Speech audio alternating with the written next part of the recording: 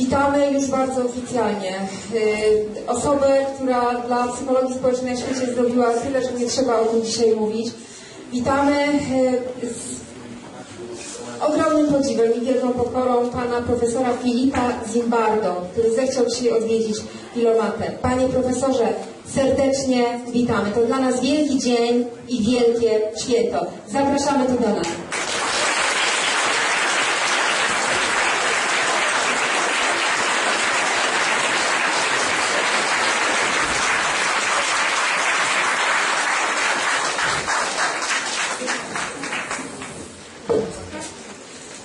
Wśród naszych gości na sali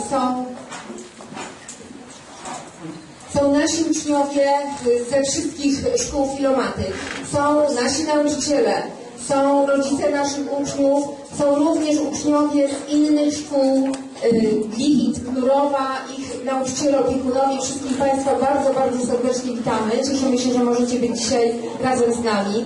Ja w tej chwili przekażę mikrofon panu profesorowi, który najważniejszą częścią naszego dzisiejszego spotkania są te słowa, które pan profesor zaadresuje bezpośrednio do nas.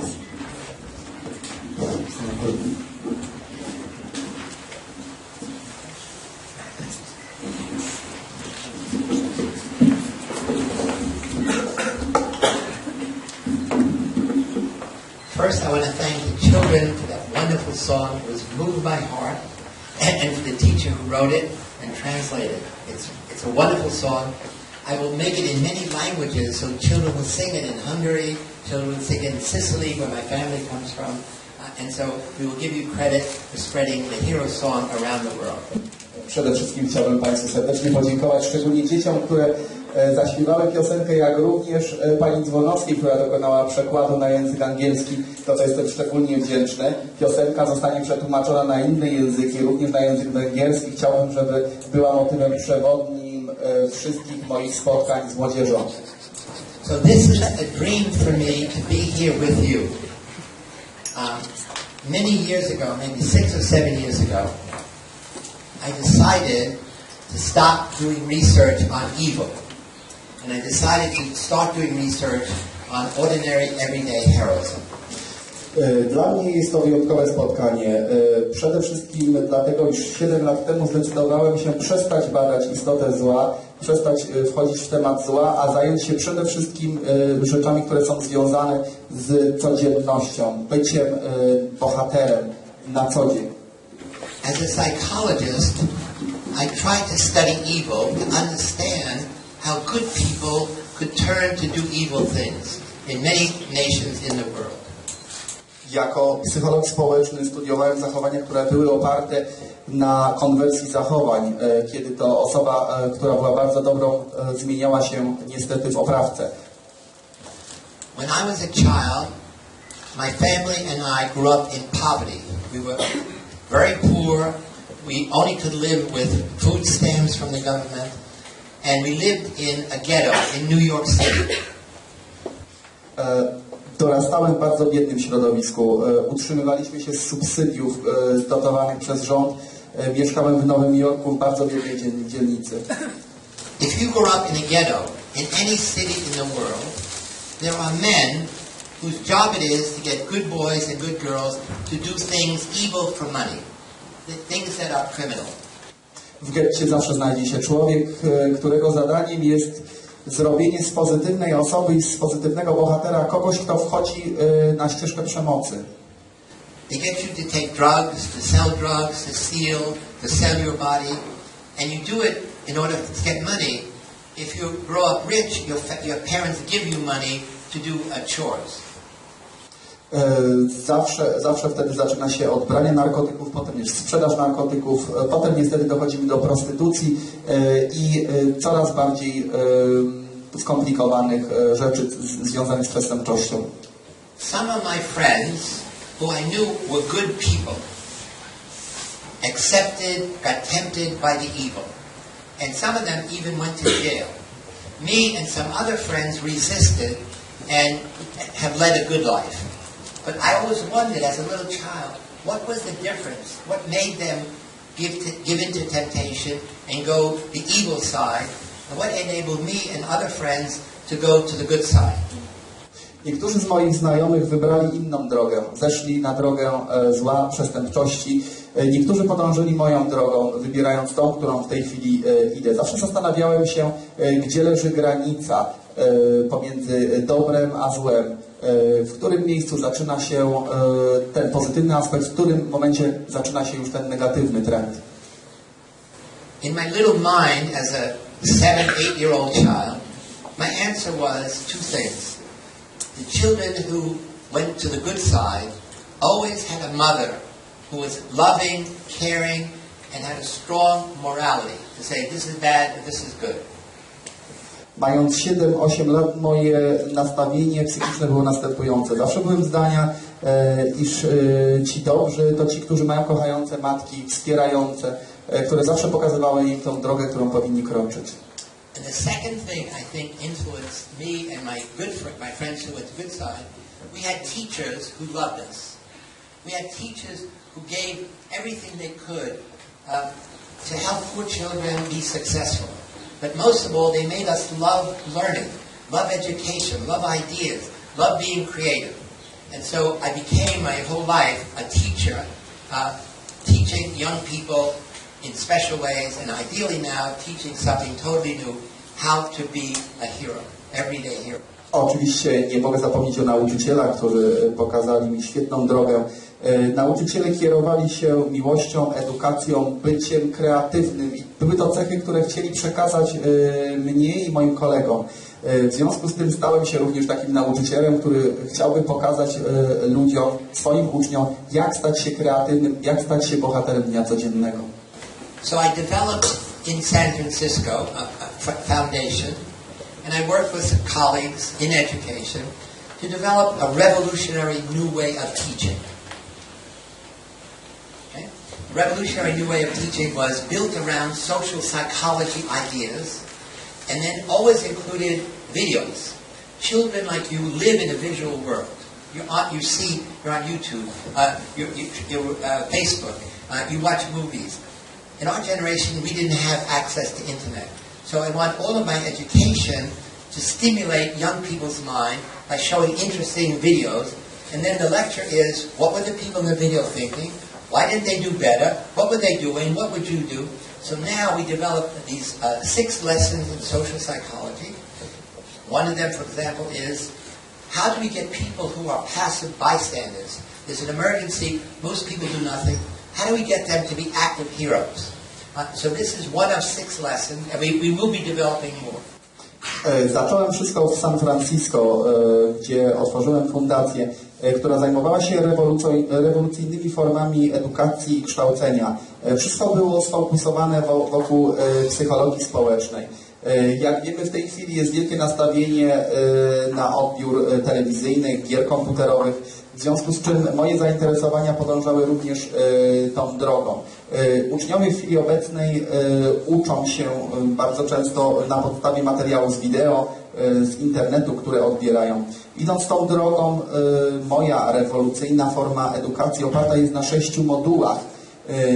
Jednym z nich jest moduł dotyczący tak zwanego efektu Gapia, kiedy zwykli ludzie dokonują rzeczy niezwykłych. So when I began, I thought only to have this program in California, where I live, maybe some other parts of America. I never imagined it could go to Europe. Nigdy sobie nie wyobrażałem, że koncert, który zaczął się w Kalifornii, gdzie obecnie mieszkam, mógłby być przekonwertowany również i przeniesiony do innej społeczności, już nie mówiąc o tym, że mógłby być wprowadzany na całym świecie. So I gave a lecture a few years ago in Katowice and about my journey from creating evil to now inspiring heroism.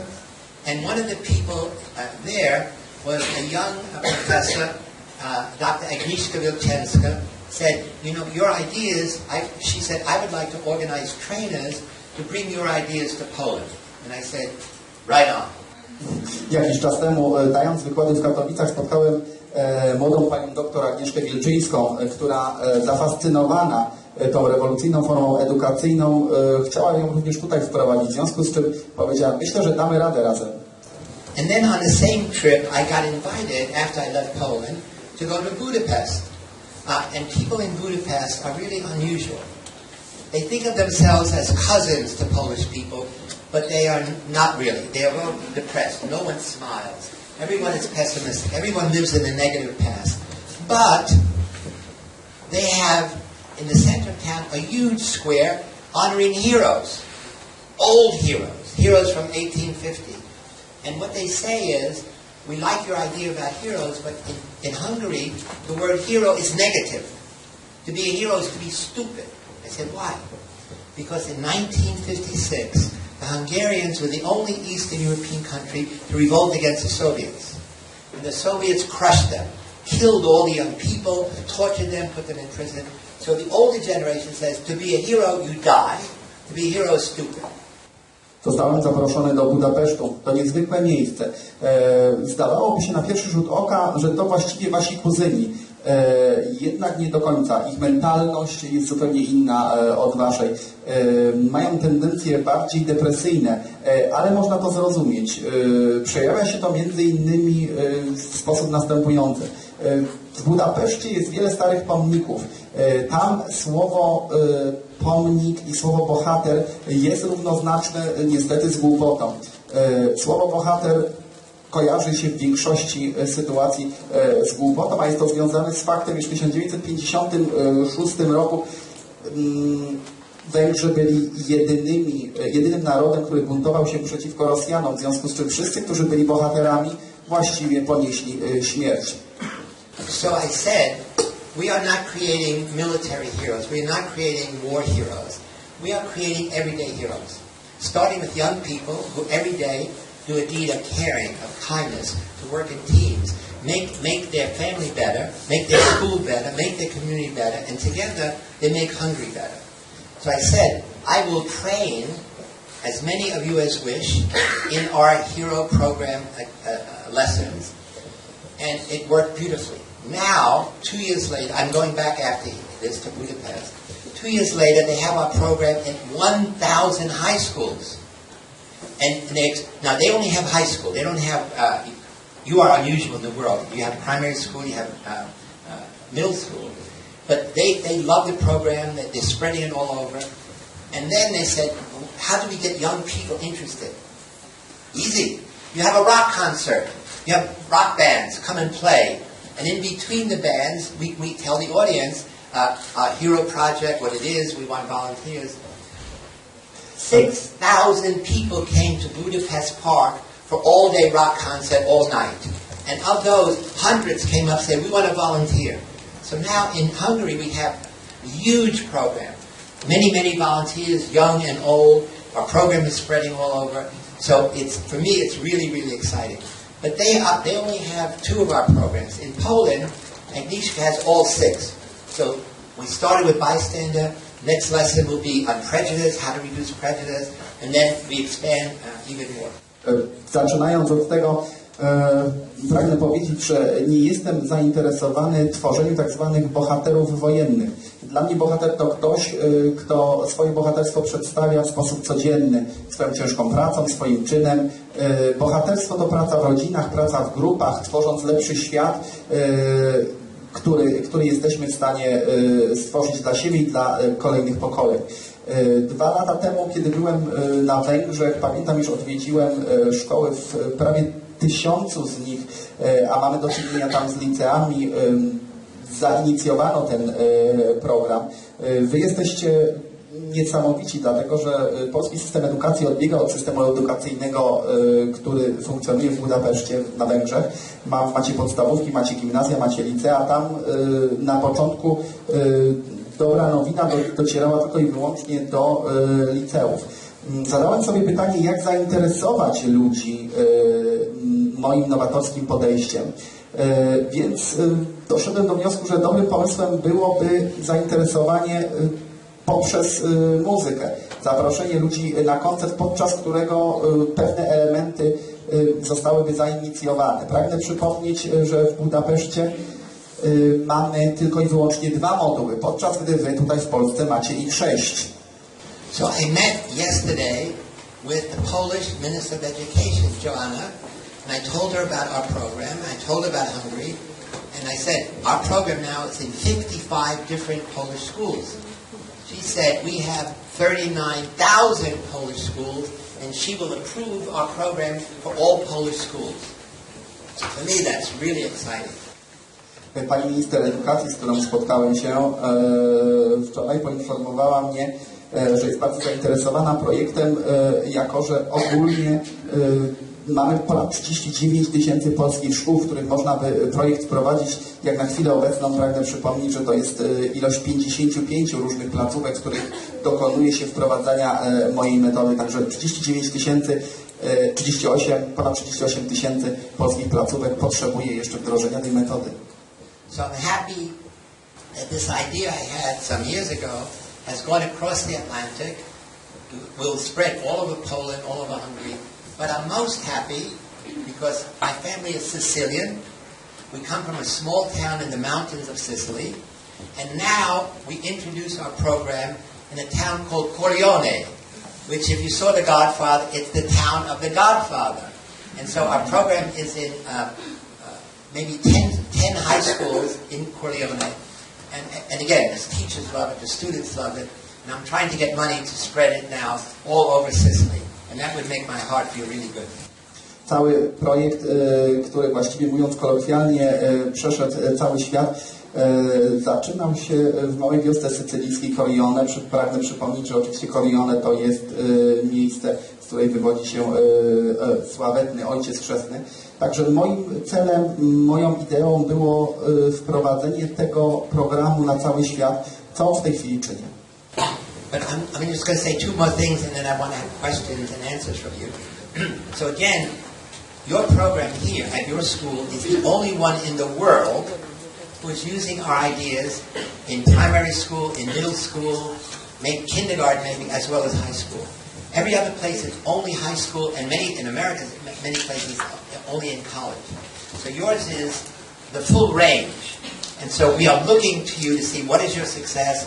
What lessons that you learn that we can now tell people in every country in the world. Look what they're doing in Gliwice at Filomata School, and so your school will be a model for me to use. You're going to give me the videos I saw this morning about helping and caring, and I will spread the word of your school all over the world. Jeszcze 2 rzeczy, które chciałbym wspomnieć i mam nadzieję przejdziemy do pytań. Chciałbym podkreślić rzecz, to bardzo istotne, iż jesteście jedyną na świecie szkołą, która prowadzi mój program autorski w każdym typie szkoły. Jest ona w szkole podstawowej, w liceum, jak również w gimnazjum. Szczerze powiedziawszy, jestem bardzo ciekawy, jak to wszystko będzie wyglądać, dlatego że właściwie jesteście takim modelem, który chciałbym zaadoptować na potrzeby tej metody i rozszerzyć na cały świat. Także jesteście w tej dziedzinie po prostu wyjątkowi. The main reason I'm in Poland, aside from visiting you, is that I just published a book in Poland and in the UK, which is not in America, and it's a book about how young men, young boys and young men, are beginning to escape from the world of people into the virtual world of the internet, living much of their life on the internet. And the book is called Where Have All the Good Men Gone? How do you say it in Polish? Gdzie się podzieli ci mężczyźni? And so I am concerned. I started studying this problem I gave a talk at TED. Some of you look at TED. Quote, on the demise of guys. Why guys are failing while women are rising. So women are doing better than ever in history, and men are doing worse. They are dropping out of school in America, getting bad grades. And the reason is they are spending their life getting addicted to playing video games. Some play 5 hours a day, some play 6, some play 10. Many boys in America, and now I found out in UK, I just came from London, spend as much as 15 hours a day playing video games. If you're spending 15 hours a day playing video games, you're going to be very good. Maybe you end up being a rock star at video games. But what are all the things you're not doing? You're not reading, you're not writing, you're not creating, you're not playing sports, you're not talking to friends, you're not talking to girls, you're not going out, you're not dancing, you're not playing sports, you're not going on a job, and you're doing terrible in school. So this combination is new. It's never happened in history. Being addicted to both video games and free online pornography is a killer for me. It's a killer because all these young men are being taken out of life, going to another world, as though we put them on, a shuttle to the Mars, so it's a shuttle to the video game world. Professor, let me finish. Okay. I got excited. Yeah. I understand that. Głównym celem, dla jakiego tutaj jestem, oprócz oczywiście odwiedzenia Was i Filomaty, to książka, która ukazała się w Wielkiej Brytanii, w Polsce, ale co ciekawe, nie została jeszcze wydana w Stanach Zjednoczonych. Jest to książka, która opowiada historię i przedstawia problem ostatnio bardzo często poruszany na łamach różnych czasopism psychologicznych, a dotyczący klęski młodych mężczyzn w dzisiejszym świecie. Ci młodzi mężczyźni uciekają w świat internetu, uciekają w świat pornografii. Ci, którzy oglądali mojego TED-a, na pewno pamiętają, że wspominałem o tym zagadnieniu, a właściwie o tym problemie, który coraz częściej dotyczy coraz młodszych osób. Jak to się dzieje, że mężczyźni polegają, padają na praktycznie każdym etapie, począwszy od związków, a skończywszy na edukacji, podczas gdy kobiety zupełnie odwrotnie. Ta korelacja jest dosyć widoczna.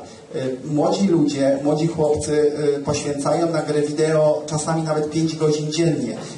Są to oczywiście średnie statystyki, podczas gdy wiemy, że niektórzy z nich czynią to w ilości 15 godzin. Spędzają czas na grach wideo, jak i pornografii. Oczywiście, mówiąc kolokwialnie, można powiedzieć, że w tym momencie ćwiczą rękę, ale nie czytanie, kreatywność, nie uprawianie sportu. To, czym się faktycznie martwię, to uzależnienie od gier i pornografii, które są zabójcami męskości. Thank you.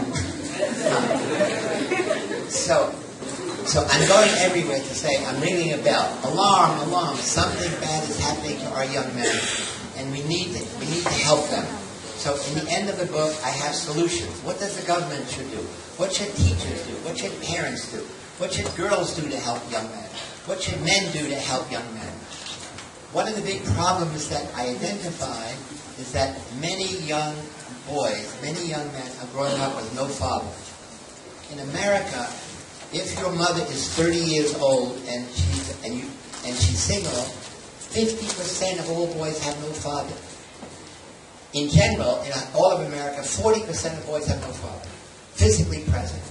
And I have a lot of statistics that boys need a father as a role model to motivate them to work.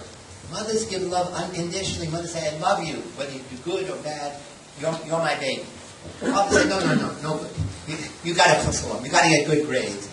You have to make the team. Otherwise, I pull the plug on your video game. And so boys have lost that. In Poland, it's less. Only 25% of all Polish boys grow up without a father. But that number is going up. And 25% of all Polish people is many millions of young Polish boys growing up without a father. So we say, other men, your uncle, your cousin, your relatives, your friends, should be your mentor, should work with you, play with you on weekends, teach you what it means to be a male in the new way. The old traditional view of male is wrong. Be a warrior, be a breadwinner, be tough, don't cry. So we're developing new models of what it means to be a man, what it means to be a woman, what does it mean to be a couple, a man and a woman working together, sharing in an equal level of rights and privileges. Przede wszystkim, co jest najbardziej problematyczne, to ta sytuacja, kiedy chłopcy praktycznie uciekają w świat internetu. Podniosłem alarm, w końcu coś jest nie tak. Krzyczę pomocy. Na końcu swojej książki przedstawiam kilka rozwiązań. Co ciekawe, co istotne, wielu młodych chłopców dorasta bez ojców. Statystyki, zarówno te, które przeprowadziłem, jak i również statystyki dokonane przez innych badaczy pokazują, iż 50% chłopców nie ma ojca. Co znamienite, w niektórych rejonach ta liczba dochodzi nawet do 70%. Pragnę tutaj zauważyć, iż miłość matki i ojca to zupełnie dwa inne rodzaje miłości. Matka kocha przecież bezwarunkowo, ojciec warunkowo. Chłopcy potrzebują wsparcia męskiego tak, aby mogli prawidłowo się rozwijać i aby prawidłowo utrwalać wzorce. Męskie wzorce.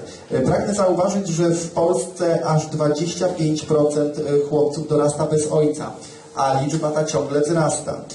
Oczywiście rolę ojca może przejąć kuzyn, może to być kolega, może to być inna osoba płci męskiej, która mogłaby w tym momencie przyjąć rolę mentora. Pragnę też zauważyć, iż wszelkiego rodzaju stereotypy utrwalone w mentalności ludzkiej są bardzo szkodliwe. Pragnę też zwrócić uwagę na typowe pytanie, na charakterystyczne pytanie, co to znaczy być mężczyzną, co znaczy być kobietą i jak wygląda rola mężczyzny i kobiety w dzisiejszym świecie, jak wygląda ich związek i jak się przedstawia. So tonight I will be on TEDx in Rawa River talking about this in more detail. But yesterday I was in the National Stadium in Warsaw being interviewed by a beautiful Monica Richardson. You know her. Yeah. And the interview was nice, but 5,000 people were there in the stands to listen. And then at the end, hundreds came up to take a selfie, to make a sign, and it was wonderful. I never had that experience in my life. So I'm looking forward to tonight. I'm looking forward to tomorrow. And before we ask questions, I want to introduce my right arm in Poland, Agnieszka Wielczynska.